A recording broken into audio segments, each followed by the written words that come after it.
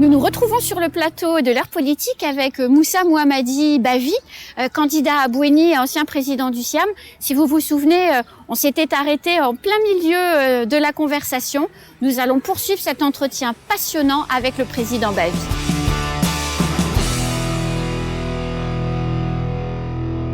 Vous vous êtes battu, quand vous étiez président du Siam, vous vous êtes battu pour le prix de l'eau pour les habitants de Mayotte. Aujourd'hui, on est face à une nouvelle crise de l'eau qui va être très significative, visiblement. Quel regard vous portez sur cette crise de l'eau, sur votre combat? L'histoire des crises de l'eau. Moi, je l'ai toujours dit que la crise de l'eau, il faut vraiment que tout le monde se remette en question. C'est-à-dire avant, depuis il y a 25 ans, 30 ans, le dernier travail qu'on a réalisé à Mayotte pour trouver de nouvelles ressources, c'était l'ancienne usine de dessalement de la Petite Terre. Le conseil départemental, à l'époque, conseil général, à l'époque de Bamana, on a fait deux retenues collinaires. Le retenu collinaire de Djoumogné et de Kombani.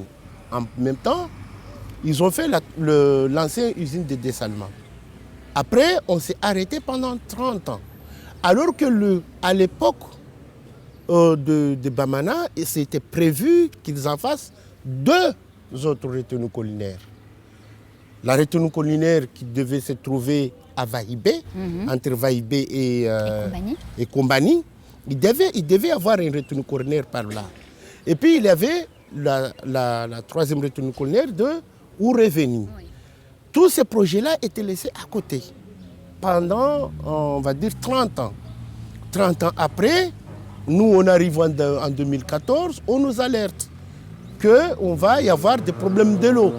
Quand on a constaté réellement, quand ça a éclaté en 2017, vous imaginez pendant 30 ans, la population augmente, les besoins augmentent.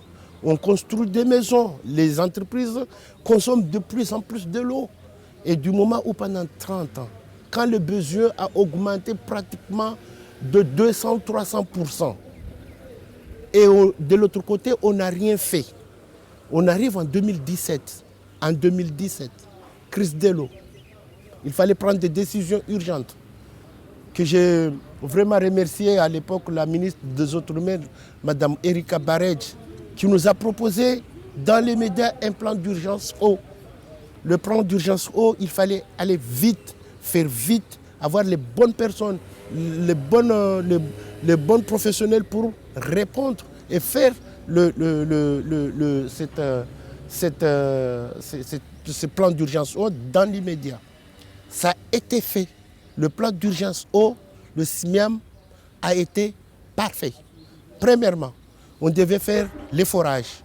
Aujourd'hui, je suis très content quand j'entends dans les radios qu'on ne va pas couper l'eau à Dapani, qu'on ne va pas couper l'eau à Akwa, qu'on ne va pas couper l'eau à Mbouini, Mrona-Béja. Et parce que ce sont des forages qui ont été réalisés. C'est une ressource d'eau de plus. On a fait aussi le forage de Mirereni, le forage de Kaweni. Mais pourquoi la troisième retenue collinaire, elle n'a pas vu le jour? Je vais continuer sur mon développement du plan d'urgence eau et ça répondra à la fin à votre question. C'est-à-dire qu'on a fait les forages. Il fallait faire l'interconnexion entre les deux retenues collinaires. C'est-à-dire, normalement, on devait, si on coupe le sud, on coupe le nord en même temps. Mais on ne pouvait pas pénaliser un secteur, favoriser un secteur. Ce qui s'est passé, aujourd'hui, on a fait l'interconnexion. On devait faire la rehausse. On a fait la rehausse, mais on l'avait arrêté exprès, une décision prise avec nos partenaires, tout simplement parce que à un moment donné, il y avait beaucoup de l'eau, on ne voulait pas jeter l'eau. On a fait le choix d'arrêter, et là, les travaux, normalement, ils sont pratiquement finis à 90%. Et puis, il y avait l'usine de dessalement. L'usine de dessalement est faite, réalisée. Les tests étaient concluants, c'est-à-dire ça a démarré normalement. Et puis, apparemment, il y a des problèmes techniques, alors qu'aujourd'hui, le fait qu'il y ait eu des problèmes techniques, l'usine aujourd'hui, il est défaillant, mais l'entreprise nous avaient garanti qu'ils allaient finir cette usine de dessalement. Le fait que l'usine de dessalement n'est pas finie aujourd'hui, ne produit pas l'eau qui était prévue, aujourd'hui c'est là où il y a des vrais problèmes. Parce que normalement l'usine de dessalement devait rendre la petite terre autonome en eau et envoyer en grand terre 2000 m3. Malheureusement, les problèmes techniques, on ne peut pas les prévoir. C'est arrivé, c'est arrivé. Maintenant, il faut qu'on aille vite pour résoudre le problème technique qu'il y a sur l'usine de dessalement de la petite terre. Parce que si, ne serait-ce que, si on avait rendu autonome la petite terre au niveau eau, on n'allait pas avoir de coupures aujourd'hui. Concernant la troisième retenue collinaire, qu'est-ce qui s'est passé?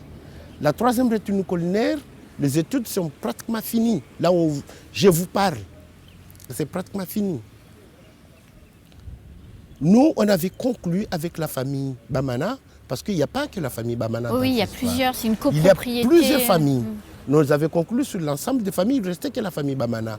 Même avec la famille Bamana, on avait conclu, sauf au dernier moment, sur l'échange du terrain qu'on devait leur donner du côté de Bandélé, il y a eu une partie du terrain qui était dans le domaine, dans le service de domaine. Mais qu'est-ce que nous, Siam, on a fait? C'est ça la question qu'on doit se poser.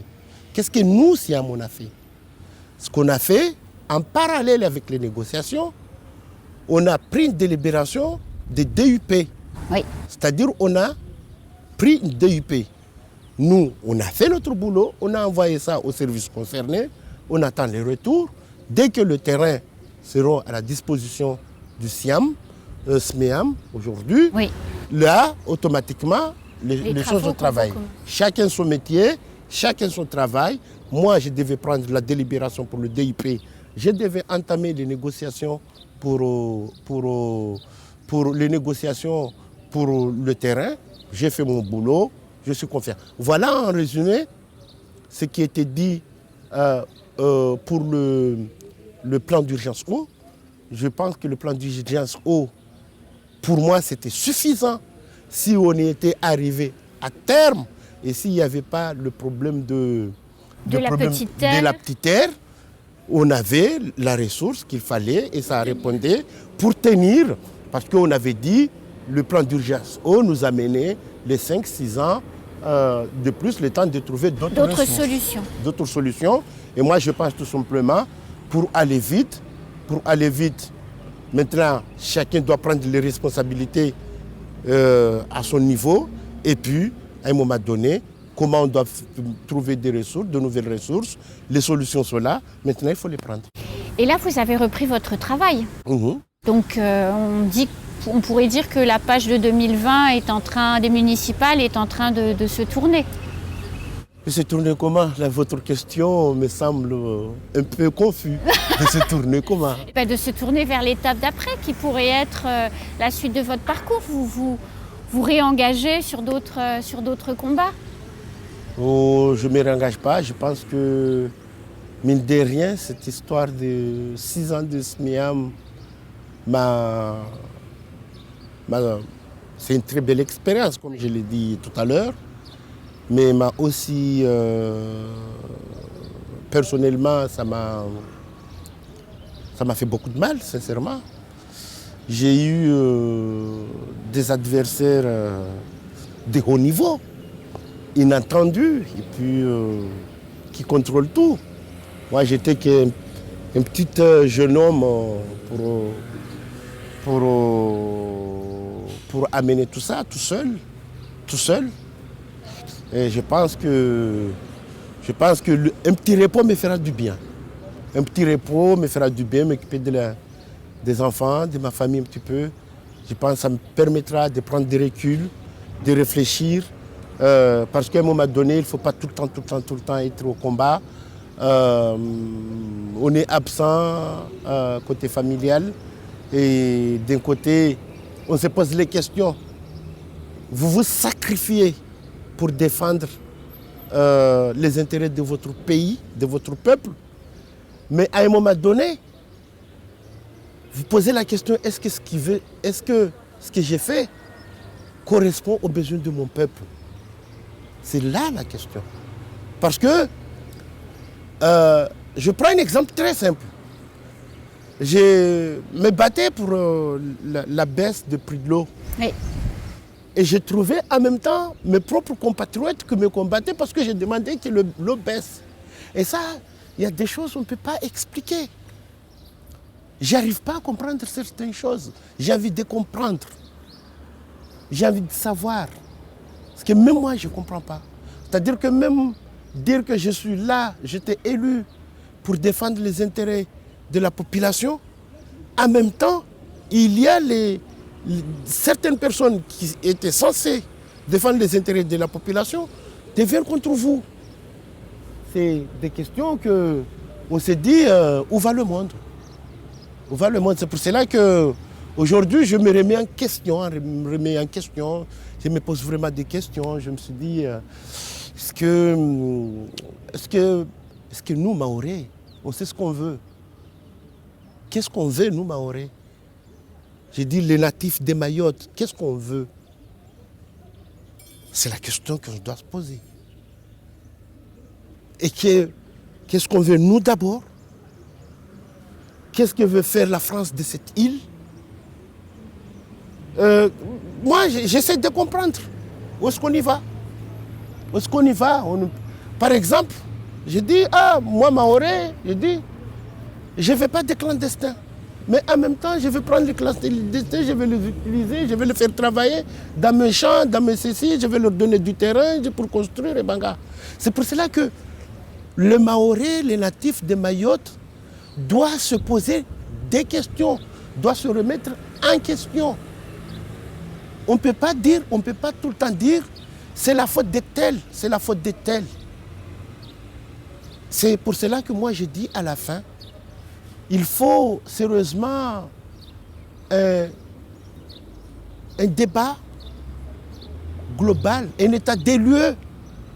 Je me pose la question, est-ce que si aujourd'hui en 2020, si on posait la question, est-ce que les Mahorais vont être département, est-ce qu'ils allaient voter oui?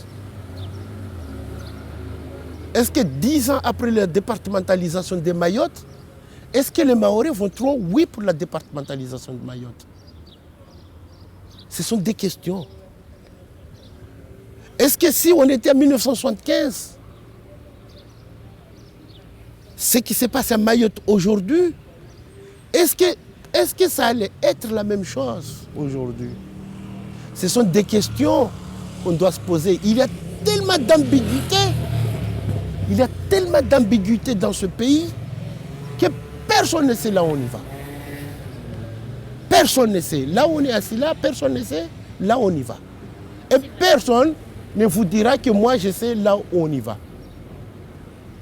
Il faut l'accepter, encore une fois, j'insiste. Personne ne croit à personne. Nos paroles n'ont plus de sens. Nos paroles n'ont plus de valeur. Aujourd'hui, à Mayotte, personne n'a une parole de valeur. L'ensemble des forces vives de cette île était remis en question par la population. Et la population elle-même doit se remettre en question. Donc j'en déduis que si vous faites une petite pause sur les engagements, vous ne faites pas une petite pause sur la réflexion. Voilà, je me remets beaucoup de questions. Vous savez, je m'en souviens, il y a, quand on était des jeunes, quand il y avait un événement sportif, par exemple le FCM jouait contre le Miracle du Sud, c'est tout un village ou une commune qui attendait un événement. Aujourd'hui, il peut y avoir un match de foot, juste FCM qui peut jouer avec une équipe de La Réunion. Même les gens de Msapéré ne vont pas se mobiliser. On est arrivé à un stade que personne ne croit à rien. Personne. Même, je vais vous dire une chose, même vous les journalistes, vous ne croyez plus en vous. Combien, non, c'est important ce que j'ai dit. Combien de journaux ont disparu? Combien de journaux ont disparu? On est arrivé à un stade où personne ne croit en personne. On se lève le matin, j'ai mon petit salaire, j'arrive à manger, à nourrir ma famille, basta. On ne voit plus loin que ça. On ne voit pas. Et personne aujourd'hui, nous sommes sur le terrain, quand on vous interpelle, quand on vous dit il y a telle chose, les gens disent oh, laissons tomber. Pourquoi on est arrivé à là? Posons-nous les bonnes questions.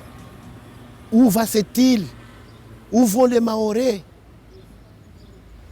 On se retrouve du coup très très vite pour poursuivre la réflexion ensemble. Et puis prenez le temps de vous reposer parce que après toutes ces années de combat, c'est le moment peut-être de vous reposer un peu en famille. Le plaisir, ça sera pour moi, mais je suis toujours dans mes réflexions. À très bientôt sur le plateau de l'Art politique.